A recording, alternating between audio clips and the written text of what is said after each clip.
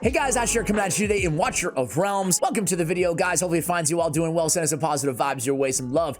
If you need it out there, send us some positive through the screen, right at you, right at you.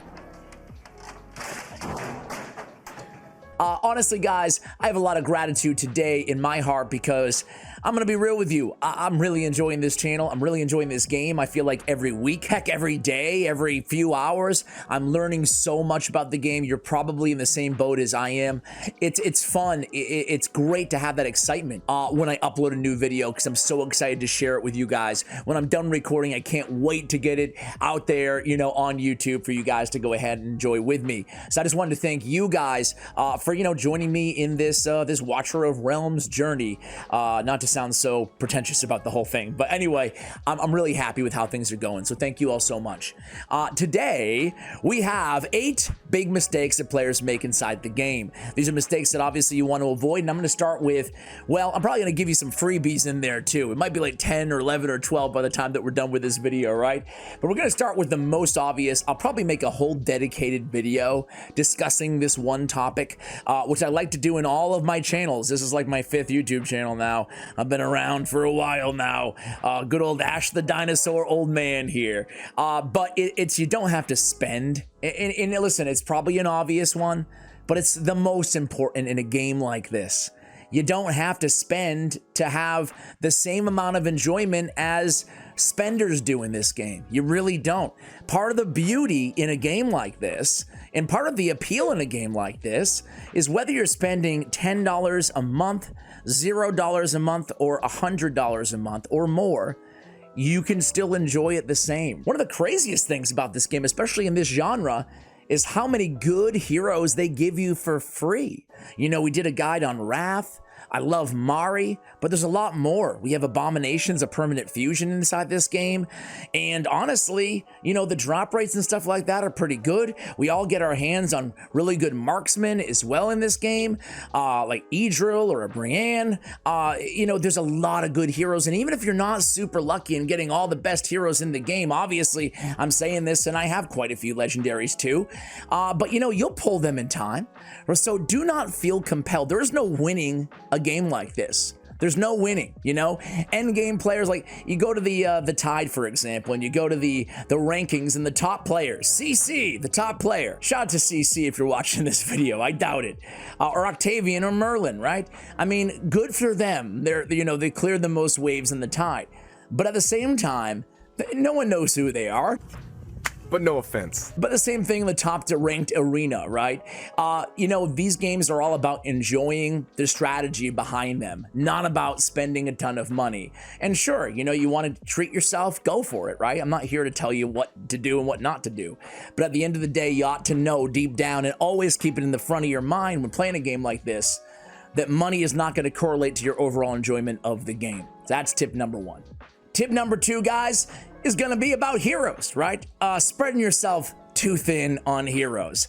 A game like this, frankly, they give you a very generous amount of summoning crystals, rare summoning crystals, and you're gonna summon a lot of solid, let's summon one in the background, what the heck, right?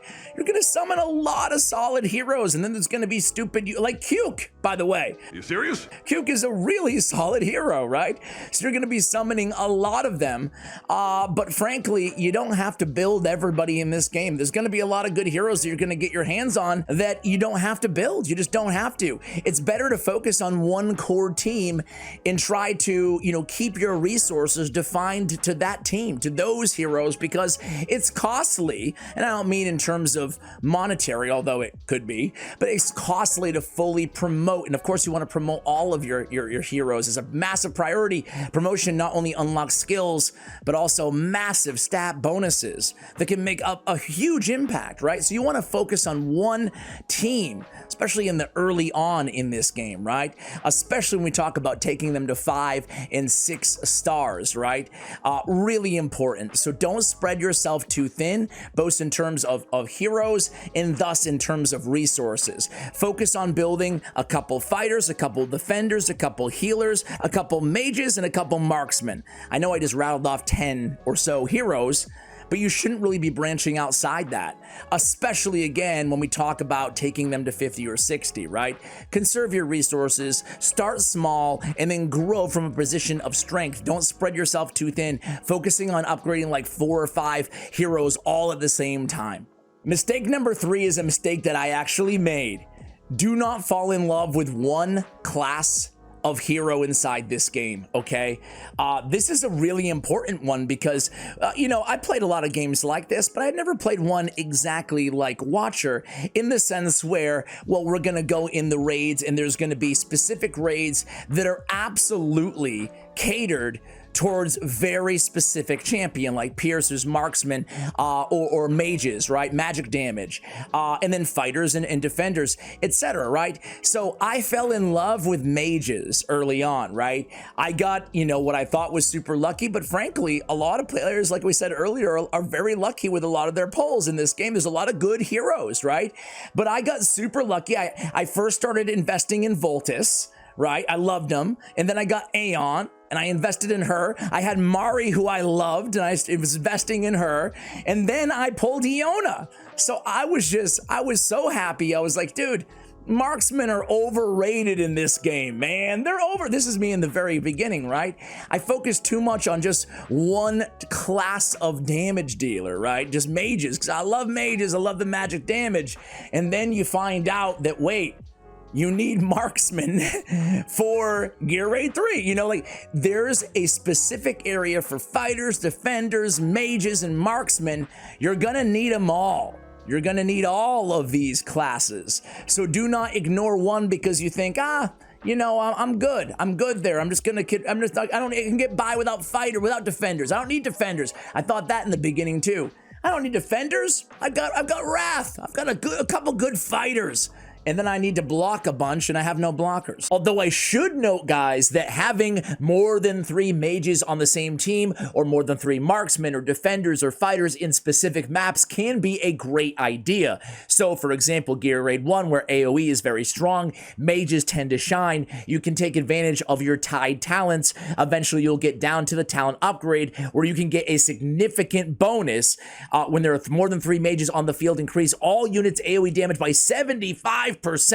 These are extremely powerful tied talents that you can benefit from and should benefit from in areas where those classes are already strong. The last kind of tip regarding playing different sorts of champions together or not, and it doesn't relate directly to the classes in the game, but to not sleep on the power of putting the same factions with a Lord, obviously, right? And we all start out with a Lord after only a few days. We'll get Wrath, so we'll have an epic Lord to go ahead and use. Never sleep in this game on the power of having, for example, a bunch of Nightmare heroes all together on the team, right? Because you can get a massive boost out of taking advantage of the Lord skill. You can see it right here. That is absolutely a game changer. So definitely look for synergies between Lords and their factions, you know? So really make sure that you're not falling in love with just one class of champion. So mistake number 4 is all about stamina, guys. So stamina in this game, it's plentiful in the very beginning, but then you run out and then you want a lot more of it. Same thing with gold, by the way. Right? Same thing with experience, by the way. You're gonna feel for a month or 2 playing this game, depending on how, you know, hardcore you are, but you're gonna feel for a good amount of time that you've got more than enough resources, and then you're gonna run out and wish you had more. So how you spend it's still very important, even when it's plentiful in the early game. And I see a lot of players focusing kind of, I don't want to say wrong areas, because this is not going to ruin your account or anything, but focusing on, for example, gear raids very early on, right? So, you know, coming in here, and I did this too. I'm like, well, I need better stats on my heroes, so I'm going to go ahead and start farming stage 3 and 4 of Gear Raid 1. And you know what? That gear sucks. It really sucks, you know? Furthermore, I didn't use my stamina. And by the way, instead of farming, you can farm a little bit in Gear Raid 1, 2, and 3 and progress to where you hit your plateau, your wall, but you're gonna get way better gear, pretty affordable right in the Dwarven Association, right in the market. and you get they're pretty generous with your refreshes too. As a matter of fact, I do kind of want to double down on this, guys. The cost, this is a big difference between this game and Raid, right? I spend a lot of time every day. I go to the shop and I'm refreshing every single day. I barely spend any time in the shop. So again, it starts out with a free refresh. We can go in there, get another free refresh, and personally, it's gonna what you're gonna buy is gonna depend on, you know, if you're a spender, where you are in the game, etc., etc. Personally, I'm at the stage where I'm still kind of falling shy on some of these Insignia 2s. So when they are sold for gold, I will pick them up. But eventually, you're gonna get discounted mithril and other things as well. Now, again, arguably, you can farm for a lot of this stuff more efficiently. So I'm not telling you what to buy and what not to buy. It's gonna be different. But as we mentioned, 3 refreshes, 3 free refreshes, and then it's only costing us 500 gold. I'm gonna buy that stamina, absolutely, right?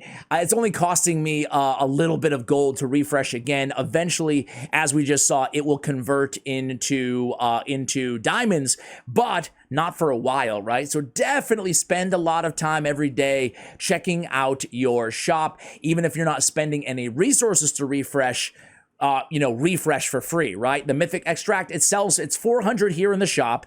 I'm going to pick it up right now. It's 400 gems. That's expensive. I'm not saying, again, that it's what everybody should do, but if you need it in a pinch and you really want to take that hero to 6 stars, I mean, you can get it there cheaper than you can the regular shop. In the diamond shop, that mithril will come at 500 gems. So again, little discount, and that is consistent across the board in terms of the power of the shop. So you can actually gear out much easier and save your stamina right from the shop in the early and even into the, well, not the mid game, I guess, but you get what I'm saying, the first couple months that you're playing this game. So buy your gear, which is weird for me to say, because in Raid, where I come from, they don't sell that much good gear at all. But here they actually sell a lot of good gear. So you should buy your gear not with money, but obviously with in-game resources here in the Dwarven Association. Instead, and save most of your stamina. Now, even XP raids, right? You should really wait to start really hardcore farming XP, unless you really need the XP, which oftentimes you're gonna pretty much be getting enough just through the freebies and stuff. You should really wait till you get to stage 7 in the campaign and clear that before you start farming EXP raids, right? So I say all that to say, I neglected promotion raids. And it really sucks, because both promotion raids and artifact material raids, both of these areas, I wish I had spent more time on when artifact material raid had opened, and promotion raids forever, because let's be real here, guys. I'm always running low on stupid Insignia's level 1 and Insignia's level 2. I'm always running low on these, so I find myself always having to go back and farm these earlier stages, or always have to buy it, which is a good idea, in the shop, in terms of the Dwarven Association. So, you're always going to be using these, because even the most OP hero in the game, you're still going to need Insignia 1s and Insignia 2s to still, max them out to upgrade them. So Insignia 2s, make sure you're farming those. You're always going to need them. You're always going to be using them even in the end game to upgrade, and it's going to save you time down the road. So that's not a bad way to use your stamina in the early game. Further, when you don't know what to do, sometimes you just you've progressed enough, you hit your walls and you don't know what to do. Furthermore, artifact material raid, kind of the same deal here, guys. I mean, we're always going to need mithril, so go ahead and continue to farm there as well, because you're always going to be using those resources. They're still immensely valuable. Now, of course, you're always going to be using EXP and gold as well. But what I was mentioning here is, again, as you go up levels, the reward versus the stamina spend, it skyrockets. So it's just way more efficient. Of course, that again is going to be the case in a lot of areas. Promotions, though, it's not the case, okay? So stamina usage is going to be very important, not to make those mistakes that will cost you time and or resources in the long run. Mistake number 6, guys, is again about heroes, right? And that is making the mistake that you have to take every hero to 5 or 6 stars to actually get utility out of them, to, justify putting gear on them or even promoting them, right? If you promote to 4 stars, if you gear out a level 40 champion, you can still get tremendous viability in a very important area of the game that you should not ignore, and that's faction trials. Faction trials are very powerful, very important inside this game because essentially the equivalent of the Great Hall is the Pantheon. And these stats are going to be applicable everywhere, and you upgrade the Pantheon vis-a-vis the faction. So faction trials. So I say all that to say, you can invest in I haven't done mine yet today, right? I'm a noob here in the Northerners, and I only have a couple champions built out here, right? I have a Mari, I have Lightlock, excuse me. I have Olog, but you know, I don't have a bunch of other options here. So what I'm gonna do, right, and especially in time here, well, I have Vortex too, but I'm gonna start taking these heroes up to level 40, right? And it's gonna help me progress. And it's gonna help me upgrade my Pantheon. And when I upgrade my Pantheon, it's gonna help me everywhere else in the game. So there's a lot of areas like that too. We talked about Gear Raid 1, a champion we pulled, Cuke, earlier in this video, right? Artifact Material Raid. I mean, Cuke is great in this area. It's the map with only 2 squares that you can you know, stand on. Where is it? Here we go. It's this map. He does tremendous DPS, right? So, you know, you can still invest, even at 40, even at level 40, you can still get a lot of utility in certain maps, in certain areas, in certain raids, and in faction trials out of heroes. So don't feel compelled to always max out or always go 5-star, 6-star. Mistake number 6, guys, is about gearing, okay? Now, man, this is a very common one. It's sad too, because it's really wasting a lot of damage. You're leaving a lot of damage on the table. There's a lot of damage dealers in this game. Marksmen, mages, fighters, and more sometimes. We really, you know, this is almost 100% of the time. We want to prioritize crit rate first and foremost, okay? So I see a lot of players out there, you know, new players, just going all out attack and not going crit rate. Now, if you're coming from raid like I am as well, you have to deal with rage regen, you have to deal with attack speed as well, and crit damage on top of that, and crit rate and the base attack, right? So there's a lot of factors here. I found in this game, anecdotally, that crit damage isn't necessarily as important as it is coming from raid as well. So first priority, first of all, is 100% crit rate. You'll see on all my most used nukers, they're all Virna, get out of there. Actually, yeah, she done. Okay, see, I'm not listening to my own rule here. I caught myself. Shame.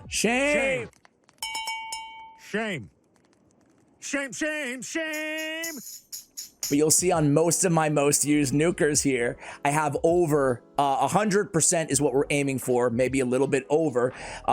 So it's really important. Even over the gear sets, we want to prioritize 100% crit rate. Anything that we can, we want to get that. Furthermore, I found that attack scales very nicely in this game on DPS. So I personally prioritize attack even over crit damage in most scenarios. I found it deals more damage. Do you want to say hi? You keep coming down here. Say hi with your mouth. Yeah, that's Charlie. He's my little observer today.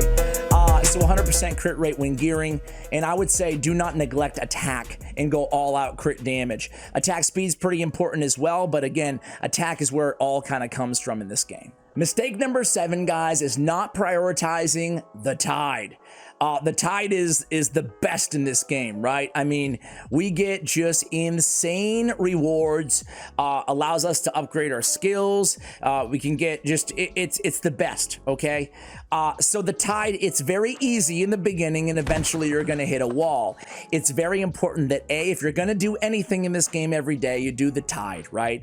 Faction trial is also very important, I think, but the Tide first and foremost. That's the number one thing you don't want to skip.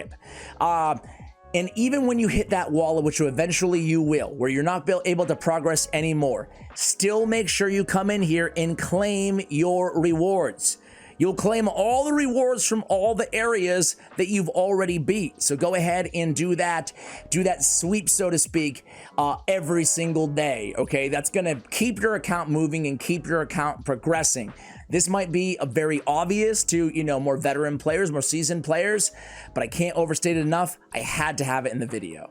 Mistake number 8, guys, is a proverbial smorgasbord of mistakes all rolled up into one. What? Bro, what are you talking about, man? And it's all stemming from me. I was a bull in the china shop with this game, and this is how I typically pick up games like this, because I'm always skeptical that I'm not going to like them. So I just kind of come in and I just do whatever the heck I want to do, and I don't read anything, I don't think too much about anything, and it's a really bad, formula. I should just pay attention to the game, right? So in a nutshell, it's pay attention to the game, but there's a lot of better tips than that, trust me. Number 1 is I fed Rex. So I never progressed in the storyline. I'm on Hero's Path. Make sure you progress and pay attention to Hero's Path. You want to get your hands on Volca eventually, and she's the reward. So, that's number 1. Number 2, though, is when I initially came in here on campaign, which I haven't worked on in a while, I didn't focus on really anything other than beating the level, right? So I wasn't coming in there making sure that I had 3 stars on every single stage. You'll see there's random stages here that I didn't finish. So now I have to waste my time and go back and go into these fights and do them all over again when it's not really, frankly, any fun because I'm OP anyway. And it's just a time suck, It actually took me 2 hours the other night to clear a few stages, I think 3 or 4 stages that I had all 2 stars. And it's like, who wants to do that? I'd rather focus on developing my account, not going backwards like that. But there's a few oops, I didn't mean to start there, even though I did. There's a few in-game things that I want to talk about really quickly. One of them is, and these are all going to be super obvious after you play for 2 seconds, but make sure you go into every new battle with the mentality that you're going to be restarting a lot, right? Don't restart until you beat the level or until you're absolutely sure that you cannot because of your hero power, or you need to switch up your roster, your squad. So use a lot of restarts. Try, experiment, right? Don't go in there and overthink. I mean, obviously thinking about the map and strategy is great, right? But don't feel like you can't, make some maybe aggressive or unorthodox moves, right? Try them out. Hey, maybe I can, these are a little unorthodox, but maybe I can block this portal way over in the corner. Why is this over here? Oh, you can't even see because I'm blocking it. But maybe we put them way over here, You just try things out, and then if you like where things are going, you let it run. If not, you restart. Furthermore, if you have 2 stars, right? The recall can come into play in so many different situations, right?